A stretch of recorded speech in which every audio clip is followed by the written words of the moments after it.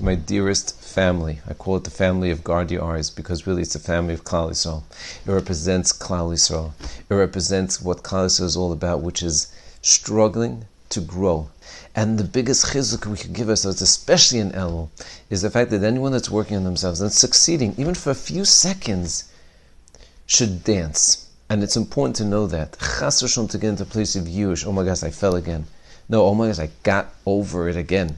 I spent 2 minutes being Mechalel b'Teshuvah. I worked on myself, and I was able to hold back again. Do you know what that means for Netzach Netzachim? What it means, especially in Elul? When it's Yud Gimel Midas Sharachim, our Me'irim are lightening up. And even though a person falls, the person has to know that that's also part. After all, that's also part of the entire experience of growth. So a person has to say to themselves, look, Rabbi Shalom, I have this incredible temptation. And with Siyata Dishmai, I could overcome it. And even when I fall, Soif Kol Soif, you want me to get back up. Soif Kol Soif, you want me to go and do Teshuvah. And Teshuvah means Vidu, Charata, Kabbalah, La'asid. I'm going to try again. I'm going to do the best I can.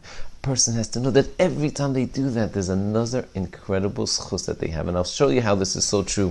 One of the best stories that I always review for myself is of Aaron Leib Shteinman. I'm sure you remember this story, but it's kedai to repeat it again. It's the first story in this book where there's a boy from Bnei Brak. I think we'll call him whatever, Shloime. Shloime was leaving the path. And he already moved into his relative's house.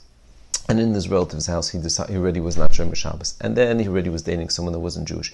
And even his relative was trying to convince him couldn't do anything. Finally, the time came, he was about to get married. His relative said, you owe it to your parents to at least go back to Bnei Brak, spend the Shabbos, and tell them what you're planning on doing. He said, you're right. He goes back to Bnei Brak and he tells them with conditions. I'm only going to come to Bnei Brak if I'm going to keep Shabbos, but I'm not going to keep Shabbos. I'm going to smoke. I'm going to do whatever I want. They said, no problem. They wanted to know that we love you no matter what. He comes. Anyway, Shabbos afternoon, his father says to him, do you want to go? I'm going to shir from Aryeh Leib Shteinman. He says, sure. Goes to the shir. After the shir, they go over and he says hello, good Shabbos. And Aryeh Leib Shteinman says, how are you? He says, tells him, his father tells him. It's not Shomer Shabbos, unfortunately. Aryeh Leib looked at him and he said, how long? He said, 2 years. He says, during these 2 years, how much time did you spend having Hirurei Teshuvah?